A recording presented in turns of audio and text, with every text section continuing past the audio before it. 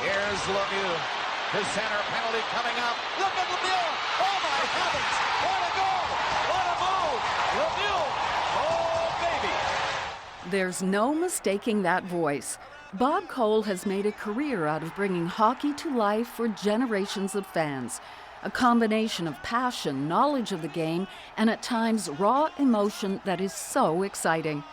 His career started in radio in the 1960s, but he's best known for his years with Hockey Night in Canada starting in 1973. He's done the play-by-play for some of hockey's best remembered games, including Canada versus Russia in the Summit Series, Canada's gold medal game at the Salt Lake City Olympics, and 20 years of Stanley Cup finals. There have been many awards and recognition for Cole, including induction into the Hockey Hall of Fame and just 2 weeks ago, the Order of Canada. And Bob Cole joins me now. Thanks so much for being here, Bob. It's my pleasure, of course. As I said in the introduction, I mean, there have been so many awards, recognitions that you've been given, but is there one that really you treasure? Well, Debbie, thank you for mentioning that. But the latest one, the Order of Canada, was special in many ways. You know, my 4 children, 3 of them live in Vancouver, so we all got together and we were treated royally. I can tell you, I was so impressed with the Governor General himself. Yeah. Wonderful, wonderful person. Yeah. And I'm sure he welcomed you warmly because everybody knows he's crazy about hockey. Yeah, he comes from the Sault Ste. Marie, and we talked about that. And when he was a kid, he remembers Phil and Tony Esposito from the same town, same hockey group, and yeah, he's a big fan, and he's heard my work, and he was okay with that too. He was so very impressive, and the whole operation of his office, the Governor General's office in Rideau Hall, it blow your mind. It was great. Let's talk a little bit more about hockey and your involvement. I gather from the book, you might not have ever gone into a career in broadcasting if you hadn't really been badly injured as a little boy, and you spent hours listening to Foster Hewitt on the radio. Just briefly tell us that. Well, yeah, I did have a football, we call it football, soccer now, soccer injury in my knee, and I tried to hide that for a few months. I think it happened when I was 7, 8, 9 years old, somewhere in that area, and the doctor was finally called because I couldn't get around the house. I couldn't hide it anymore, so Dr. Fraser was there to visit and ordered me in bed, and I didn't get out of bed really to get around very much for pretty close to 6 months. So radio was a big part of my bedridden days. And of course, being a sports enthusiast and fan of all sports, hockey was my big thing Saturday nights. And VONF, the government station at the time, our predecessor to CBC, rebroadcast the same game on Wednesday, of course, rebroadcast, but the same game. And so I find myself imitating Saturday's game, imitating Foster, and remembering the way the flow of the game was, and learned the names of the players, got 8x10 pictures, had them all spread out on my bed every Saturday, every Wednesday. And that was something I'd look forward to every week. And amazing foreshadowing of what happened. You know, Foster Hewitt, you do say in the book that he was the veteran, you were the rookie, you went to him, and he gave you some sage advice about what you needed to bring to the game as a play-by-play guy. That's another crazy part of my life too. I was on a holiday with 2 friends of mine, and we went to New York. We purchased a car in Toronto, and we were having a lot of fun. And on the way back, I always had this little 10-minute excerpt from a hockey tape I did at the Memorial Stadium at St. John's, and I had it with me. And I said, guys, we're going through Toronto on the way back home. I'm going to find Foster Hewitt's radio station and drop this tape off and leave it.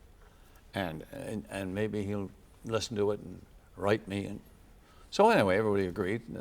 They sat in the car on Wood Street there for a while. I found his radio station, went upstairs, and I introduced myself. And she said, "Well, do you have an appointment?" And I said, "No, I just want to leave this with Mr. Hewitt." And she said, "Well, just a moment." She used the phone, and she said, "Come with me. He wants you to come in." My goodness, I didn't want to come in. I mean, this is too amazing. This is your idol. I was scared, you know. So I went into this beautiful office and the big oak desk, and there he was, Foster Hewitt. Trying to think back on that, you know, my knees were, as they say, knocking. They were. And I said, "Sir, I just wanted to leave this tape, and maybe you could get a chance to listen to it and tell me, you know, maybe you should look at another facet of your life. No, you don't plan out very well, or whatever. I'd appreciate it if you dropped a line." He said, "Well, why don't we listen to it now?" That's when it got serious, I'll tell you. I somehow staggered out with him to the control room. He got somebody to throw it on, and he listened for 4 or 5 minutes. I couldn't believe it. It sounded terrible to me.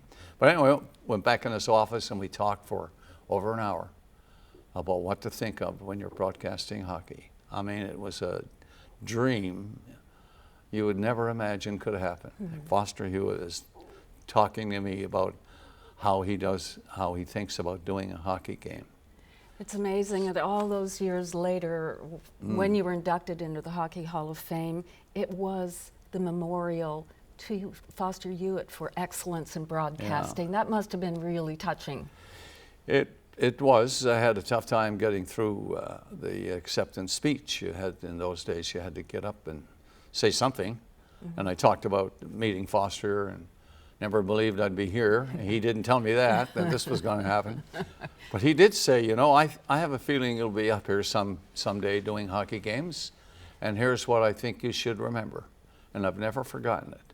When you get home after you do your hockey game on Saturday, we'll say, and people tell you that they saw the game and they enjoyed the game, it was so exciting, great hockey game, and they don't mention you've done your job. I haven't never forgotten that. It's pretty good advice. There's so many highlights. You probably have a highlight reel in your mind over the last 5 decades. And there are so many that you point out in the book, that are memorable for you. But I was interested in a quote from the book where you said, "I'm going to do this till I get it right." Was there some sort of insecurity or perfectionism that really pushed you to be the best you could be? It's just somebody will invariably ask the question when they're interviewing you or doing a story or whatever it might be, just saying hello. They'll ask me, how long more are you going to be doing this? And I think it was Red Fisher from the Montreal Star, later the Montreal Gazette, which it is known as today. I think Red mentioned that to me one time. Here's an answer to give them. I'm going to keep doing it till I get it right. There. Well, then I won't ask you that question. Okay. I will just point out, though, that you are going to be calling some games this season for Hockey Night in Canada. I gather it's some Montreal games. Still got the fire in the belly? Oh, yeah. I still get a little nervous, butterflies and stuff, and my first game is going to be October the 15th this season. Montreal and Ottawa, so I look forward to that, and hopefully it works. Well, all of your fans look forward to hearing you do the play-by-play. Thanks so much, Bob, for being here. Okay, Debbie, it's really great being nice. with you. Yeah, thanks.